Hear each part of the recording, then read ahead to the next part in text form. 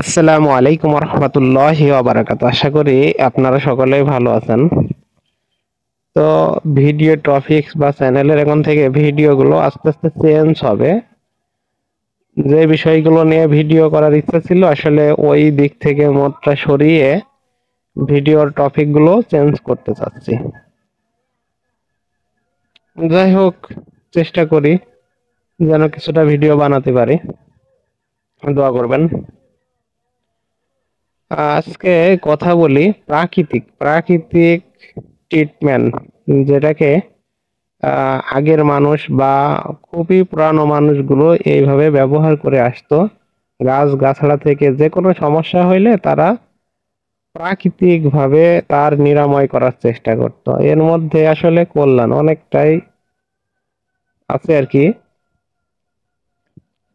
যেটা আপনি যখনই ভাববেন যে আমার প্রবলেমটা কোথা থেকে হচ্ছে, কিভাবে হচ্ছে, এটার প্রাকৃতিকভাবে একটা ট্রিটমেন্ট করানো যায়।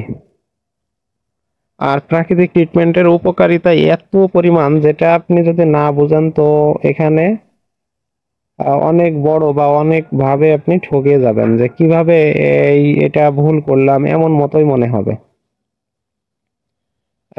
হঠাৎ আমি গতকালকের একটি নিউজ দেখলাম। এখানে একটি ব্যাপার দেখে আমি অবাক হলাম যে এটা শুধু আমরা না, যারা বেধর্মী বা যারা ধর্ম সম্বন্ধে কম মানে অন্যান্য ধর্মের মানুষ তারাও এটা বোঝে। এটার উদাহরণ যদি দেই তাহলে আমি দেখি ভিডিওগুলোতে, আফ্রিকান ভিডিওগুলোতে দেখি ওনারা প্রচুর পরিমাণ মদ খায় আরকি। তো ওনারা মানে সারাদিন যাই করে, যে টাকাগুলো ইনকাম করে ওইগুলো দিয়ে ওনারা আর মদ খেয়ে ওই টাকাগুলো শেষ করে দেয়। এবারে একটা মানুষ যখন মদ খেয়ে শেষ করে দেয় টাকা, তাহলে টাকা শেষ হয়ে গেল, অর্থ শেষ। এরপরে তার হচ্ছে মাতাল হয়ে পড়ে থাকলে তাদের সময়টাও শেষ। তাহলে ২ টাই যেহেতু শেষ করে ফেলে তাইলে সে আর কি করবে? তার তো আর কোনো কিছুই বাকি থাকে না।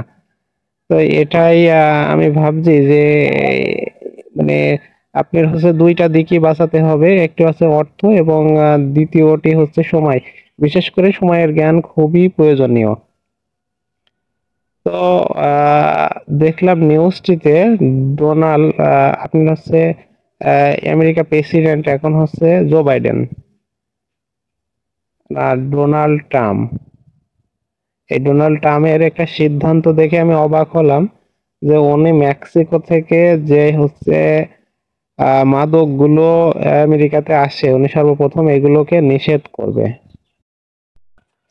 শুধু নিষেধ নয়, উনি এখানে হচ্ছে একটা প্রাচীর তৈরি করবে। এর আগে যখন উনি ক্ষমতায় ছিল তখন নাকি এমন সিস্টেম করছিল যে আমার আমেরিকাতে সব কাজ কাম বন্ধ থাক, তারপরেও এই প্রাচীর তৈরি করতে হবে যাতে এখান থেকে কোনো নেশাদ্রব্য আমার দেশে না ঢুকতে পারে বা না আসতে পারে।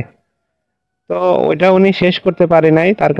তার আগেই ওনাকে হচ্ছে ক্ষমতা ত্যাগ করতে হয়। তারপরে উনি যখন এই যে ২০২৪ সালে আবার ক্ষমতায় আসছে, উনি বলছে যে সর্বপ্রথম কাজই হচ্ছে আমার এইটা, যে আমি এখানে যত টাকায় খরচ হোক যেভাবেই হোক আমি এখানে এই প্রাচীর তৈরি করব।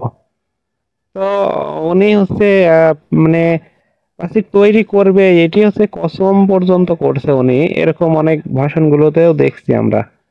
তো এটা বলার উদ্দেশ্য আমার এইটাই যে আপনি দেখেন, যখন আপনি বুঝতে পারবেন যে আপনি এই পুরা সমাজ বা পুরা হচ্ছে জাতি আপনি হচ্ছে কোন দিকটা থেকে ক্ষতিগ্রস্ত হচ্ছে, এই ক্ষতিগ্রস্তটা যদি আপনি না বুঝতে পারেন, না ঠেকাতে পারেন, তাহলে আপনি তো জাতির উন্নতি করতে পারবেন না, হ্যাঁ? এই কারণে আপনাকে বুঝতে হবে। তো যাই হোক, আপনি যদি আমার এই যে বিষয়টা নিয়ে আমি বলতে চাচ্ছি, আপনারা যদি দ্বিমত হন তাহলে জানায়েন যে আসলে এটি আমি কি ভুল বললাম কিনা।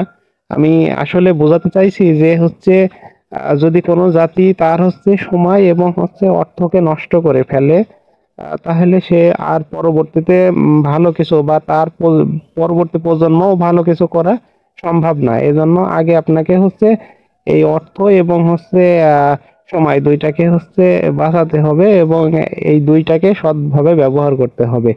এটাই আমি বোঝাতে চাইছি। যদি আপনারা মনে করেন যে আমার মতটা ঠিক আছে তো এটা জানায়েন।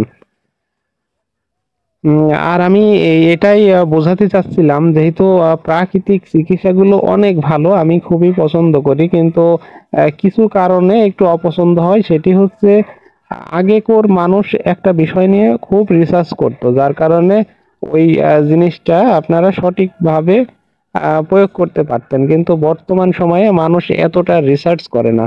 মানুষ খুবই শৌখিন, রিসার্চ বিহীন, মানে রিসার্চ বিহীনে আপনি শুধু ব্যবহার করে মজাটা ভোগ করতে চান, এমন একটি মানে মানসিকতা এখন তৈরি হয়ে গেছে আর কি।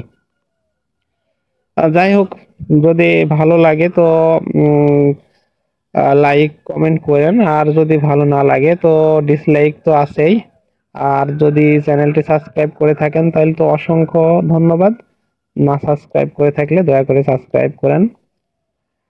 আর এ পর্যন্তই শেষ করছি। আসসালামু আলাইকুম রহমতুল্লাহ।